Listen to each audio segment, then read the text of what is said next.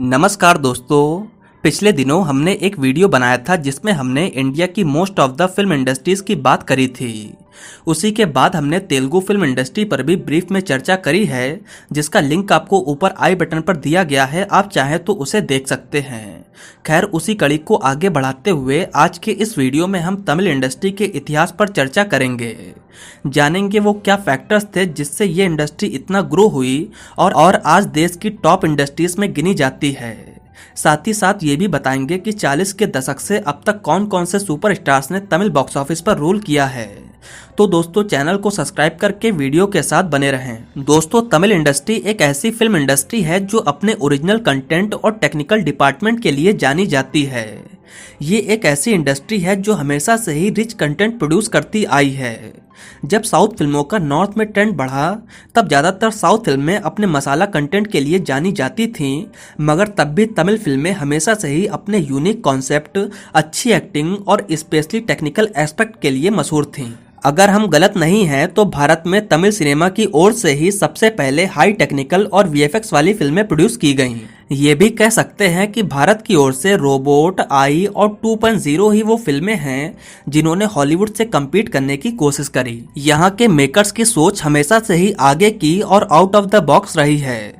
Superstar की बात करें तो रजनीकांत सर की स्टाइल और उनके ऑरा का फैन कौन नहीं है। ये तमिल इंडस्ट्री के पहले सुपरस्टार हैं जिनको पैन इंडिया लेवल पर स्टारडम देखने को मिला। डायरेक्टर्स की बात करें तो के बालाचंदर, भारती राजा, मणि रत्नम, AR मुरुगदास और S शंकर वो डायरेक्टर हैं जो फिल्म मेकिंग के लिए पैशनेट थे और फिल्म के प्रति यही डेडिकेशन और कुछ नया करने की सोच ने इस इंडस्ट्री के राइज में काफी इंपॉर्टेंट रोल प्ले किया। यहाँ एक और शख्स की बात की जानी चाहिए, वो है तमिल सुपरस्टार कमल हसन, जो कि हमेशा से ही लीक से हटके फिल्में बनाते, यूनिक स्टोरी पर काम करते और अच्छे कंटेंट को बढ़ावा देने में सबसे आगे रहते। दोस्तों, आज जो भी फिल्म इंडस्ट्री अपने जिस भी मुकाम पर है, उसके पीछे वही लोग जिम्मेदार हैं जो इंडस्ट्री के शुरुआती दिनों में पिलर बने। अगर उनकी सोच अच्छी और डेडिकेशन अच्छा रहा तो वो इंडस्ट्री अपना एक रिस्पेक्टफुल पोजीशन बना चुकी है। अगर शुरुआती लोगों ने फिल्म का स्तर ऊंचा नहीं उठाया तो स्वाभाविक है वो इंडस्ट्री आज सफल नहीं है। अगर कमर्शियली सफल भी हैं तो उन्हें रिस्पेक्ट नहीं मिल रही है। खैर, तमिल फिल्मों की बात करें तो इस इंडस्ट्री को के टाउन या कॉलीवुड भी कहते हैं।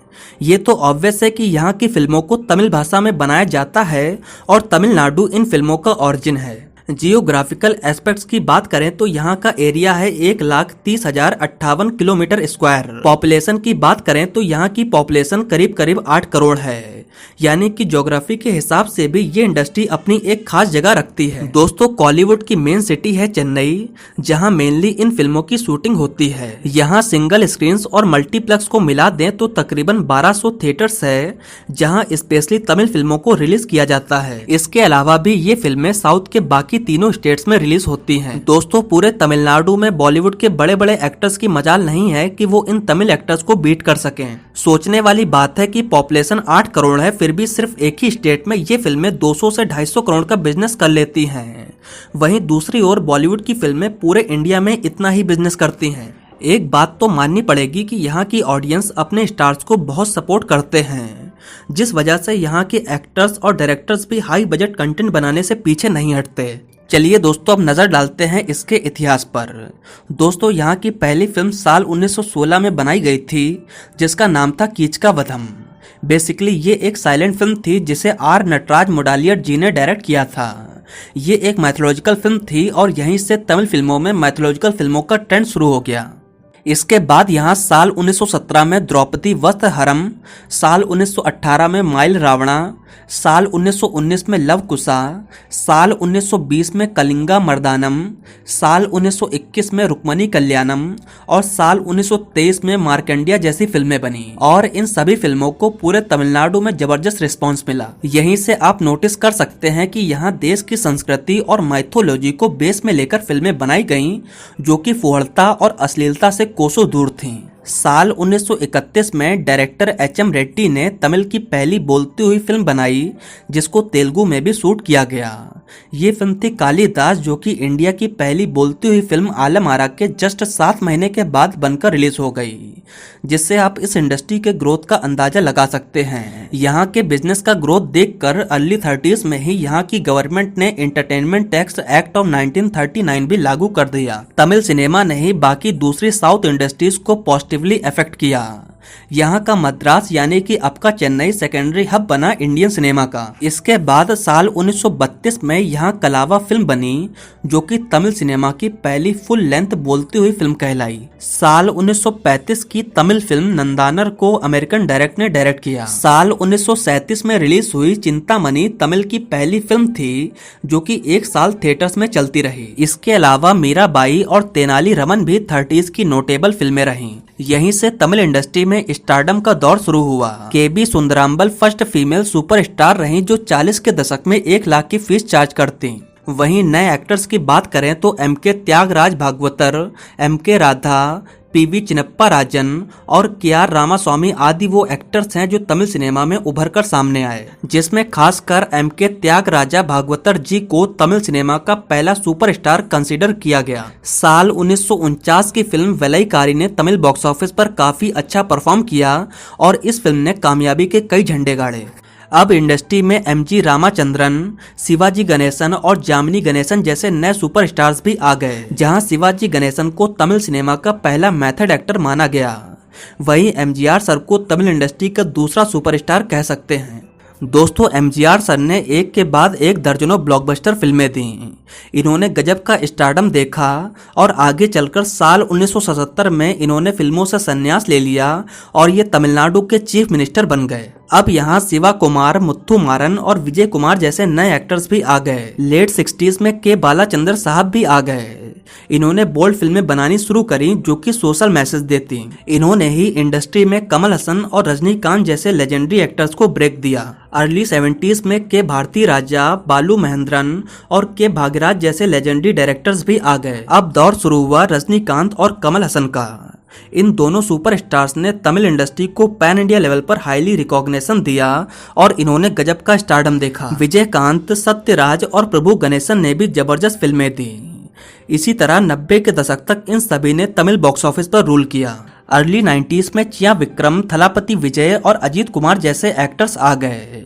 लेकिन आपको जानकर आश्चर्य होगा कि 90 का दौर इन सभी के लिए स्ट्रगलिंग पीरियड रहा। 90 के दौर में प्रशांत, अरविंद स्वामी और अर्जुन सर्जा जैसे एक्टर्स ने खूब स्टारडम देखा और यही 90s के न्यू एज एक्टर रहे। लेकिन सन 2000 के बाद तमिल इंडस्ट्री का पूरा सिनेरियो ही चेंज हो गया।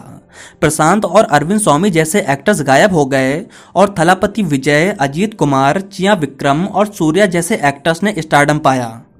वहीं रजनीकांत और कमल हसन का स्टारडम वैसा का वैसा रहा। अब थलापति विजय, चिया विक्रम, थला अजीत कुमार और सूर्या जैसे एक्टर्स ने हिट पर हिट फिल्में देनी शुरू करी। इंडस्ट्री में एस शंकर, ए.आर. मुरुगदास और बाला जैसे डायरेक्टर्स भी आ गए जो नए नए कंटेंट से पब्लिक को इंट्रोड्यूस करते। पीथा मगन, सेथु, अपरिचित, गजनी और शिवाजी द बॉस जैसी दर्जनों फिल्मों ने अलग अलग तरह के नए रिकॉर्ड्स बनाए और तमिल सिनेमा को इंडिया के साथ साथ वर्ल्ड में भी अच्छी पहचान दी। स्पेशली एस शंकर की बात करें तो उन्होंने शिवाजी द बॉस, रोबोट, आई और 2.0 जैसी फिल्मों से वीएफएक्स का वो नमूना पेश किया जो इससे पहले इंडियन फिल्मों में नहीं देखा गया था। इसी तरह तमिल इंडस्ट्री दिन दूनी और रात चौगनी तरक्की करने लगी। जब हिंदी डब फिल्मों का क्रेज शुरू हुआ तो पैन इंडिया लेवल पर फिल्मों के साथ साथ नए नए स्टार्स को भी रिकॉग्निशन मिला। कार्ति, धनुष और विजय सेतुपति जैसे एक्टर्स ने अपनी एक्टिंग के जरिए पूरे इंडिया में एक खास जगह बनाई। कॉमेडियन की बात करें तो राजेंद्रन, योगी बाबू, वादी वैल्यू, सूरी, विवेक और करुणाज जैसे एक्टर्स ने कॉमेडी डिपार्टमेंट को संभाल कर रखा। इंडस्ट्री में लोकेश कनकराज और वेट्री मारन जैसे कई डायरेक्टर्स भी हैं जो अभी भी काफी एक्सपेरिमेंटल फिल्में बना रहे हैं। वीएफएक्स में तो इस इंडस्ट्री को कोई पीछे नहीं कर सकता। साथ ही साथ क्राइम थ्रिलर जॉनर में भी इस इंडस्ट्री का कोई जवाब नहीं। डेफिनेटली ये इंडस्ट्री इंडिया की one of the best industries में से एक है। तो दोस्तों ये रहा तमिल इंडस्ट्री पर हमारा एक डेडिकेटेड वीडियो। आपको ये वीडियो कैसा लगा आप नीचे कमेंट सेक्शन में हमें बता सकते हैं। साथ ही साथ नेक्स्ट अब आप किस इंडस्ट्री के बारे में जानना चाहते हैं ये भी नीचे कमेंट सेक्शन में ज़रूर बताएं। अगर आपको मेरा वीडियो पसंद आया हो तो प्लीज़ लाइक करें, कमेंट करें और मेरे चैनल को सब्सक्राइब करें। आपका बहुत बहुत धन्यवाद।